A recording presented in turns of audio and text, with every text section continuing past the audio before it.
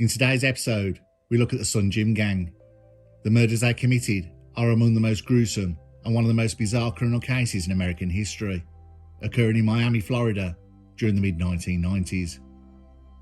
The case involves a group of bodybuilders who, driven by greed, ego, and the pursuit of the American dream, orchestrated a series of kidnappings, extortions, and brutal murders. Led by Daniel Lugo, the group targeted wealthy individuals in a misguided and deadly quest for wealth and power. We look into the full story behind the Sun Gym murders, from the origins of the gang to the grisly details of their crimes, the investigation that followed, and the trial and the aftermath.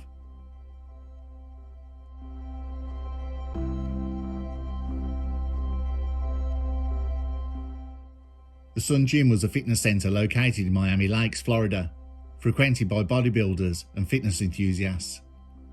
It was here that key players in the Sun Gym Gang first came together. The gang's leader, Daniel Lugo, was a personal trainer at the gym.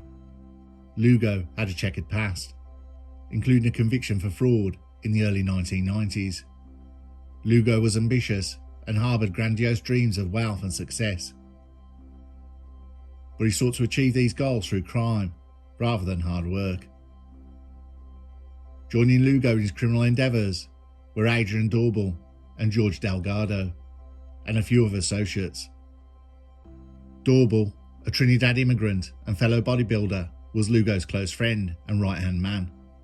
Delgado, a former businessman with ties to the Miami underworld, had previously worked with Lugo on a fraudulent investment scheme.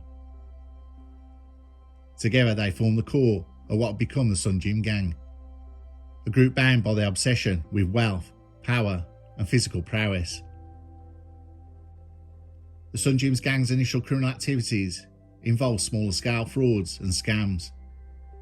But Lugo's ambition soon grew. He devised a plan to kidnap wealthy individuals, extort their assets, and eliminate them if necessary.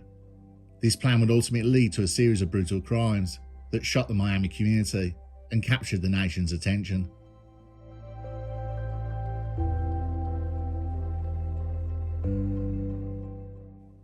The first target of the Sun Gym Gang was Marc Schiller, a successful businessman who owned a chain of delicatessens and other enterprises in Miami.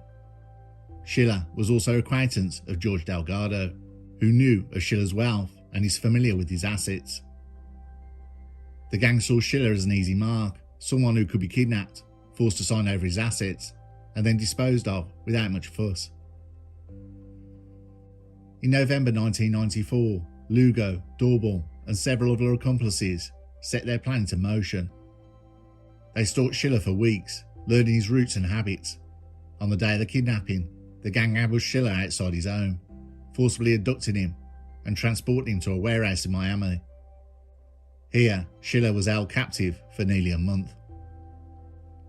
During his captivity, Schiller endured unimaginable torture. The gang members beat him, burned him, starved him, and subjected him to psychological torment. Lugo and his cohorts demanded that Schiller sign over all his assets, including his home, bank accounts, and businesses. They forced him to make phone calls and sign documents under duress, all the while plotting to kill him once they extracted everything of value. Despite their efforts to break Schiller, he remained resilient. However, fearing that Schiller might eventually escape or seek revenge, the gang decided to eliminate him. They forced him to drink alcohol and attempted to stage a fatal car accident. After crashing Schiller's car into a utility pole, they set it on fire, hoping to make the death look like an accident. But in a miraculous turn of events, Schiller survived the crash and managed to escape the burning vehicle. Schiller was severely injured, but alive. He fled to Colombia, where he had family, and later returned to the United States to report the crime. When Schiller approached the police, however, his story was met with skepticism. The details were so outlandish and brutal that investigators initially found it hard to believe. Additionally, Schiller's own involvement in questionable business practices made him less credible in the eyes of law enforcement.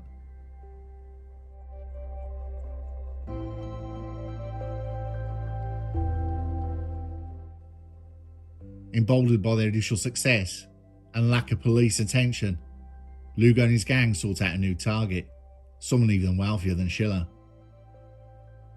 They set up their sights on Frank Krieger, a Hungarian immigrant and self-made millionaire who had amassed a fortune in phone chat lines.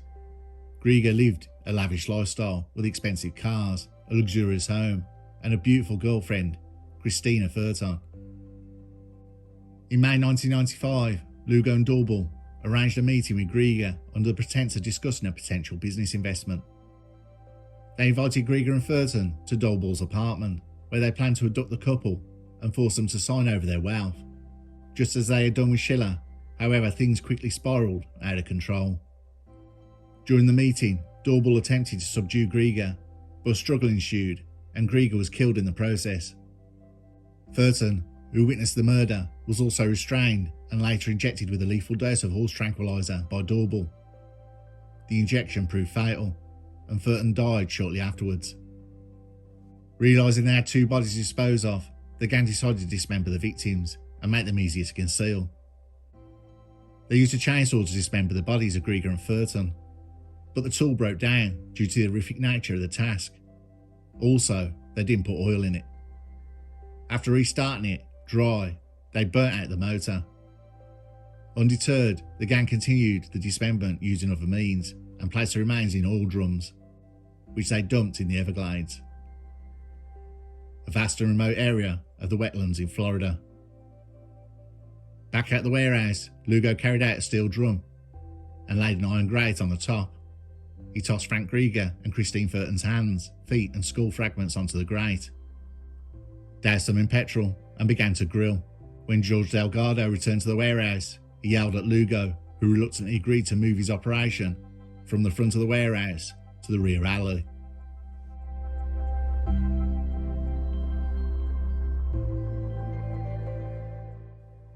The disappearance of Frank Krieger and Krisztina Furton did not go unnoticed for long.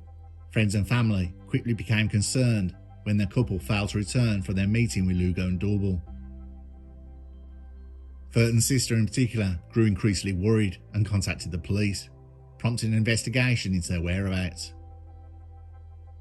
The police initially had little to go on, but as they delved deeper into the case, they began to uncover clues that pointed to Lugo and Dorbal. The investigation soon revealed that Lugo and his gang were the last people to see Krieger and Furton alive. Further scrutiny of the gang activities exposed their involvement in the kidnapping of Marc Schiller and other criminal enterprises. One of the key pieces of evidence was the testimony of Schiller, who, despite being dismissed earlier, now provided crucial details that linked Lugo and his gang to Krieger and the Furton murders. The authorities also discovered the grisly remains of the couple in the Everglades, providing physical evidence that confirmed their worst fears. With this mounting evidence, the police moved swiftly to arrest Lugo, Dorbal and their accomplices in June 1995. Daniel Lugo, Adrian Dorbal and several other members of the Sun Gym gang were taken into custody. The arrest marked the beginning of one of the most sensational crime trials in Florida's history.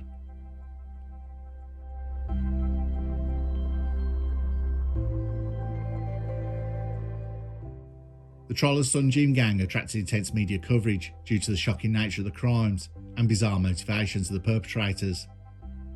The prosecution presented a compelling case against Lugo, Dorbal and their accomplices, detailing the brutal methods they used to extort and murder their victims. The evidence included witness testimonies, physical evidence, and confessions from other gang members. Daniel Lugo and Adrian Dorbal were portrayed as the masterminds behind the plot, with Lugo being the leader and Dorbal his eager enforcer. The prosecution highlighted Lugo's manipulative nature and his ability to recruit others into his deadly schemes. Dorbal, on the other hand, was depicted as a willing participant who took pleasure in the violence and sadism inflicted on his victims. The defence tried to argue that the crimes were the result of a series of accidents and misunderstandings, rather than premeditated acts of violence. They also attempted to paint their victims, particularly Marc Schiller, in a negative light. However, these arguments were unconvincing in the face of overwhelming evidence presented by the prosecution. After a lengthy trial, Daniel Lugo and Adrian Dorbel were both convicted of multiple counts of first-degree murder, kidnapping and extortion.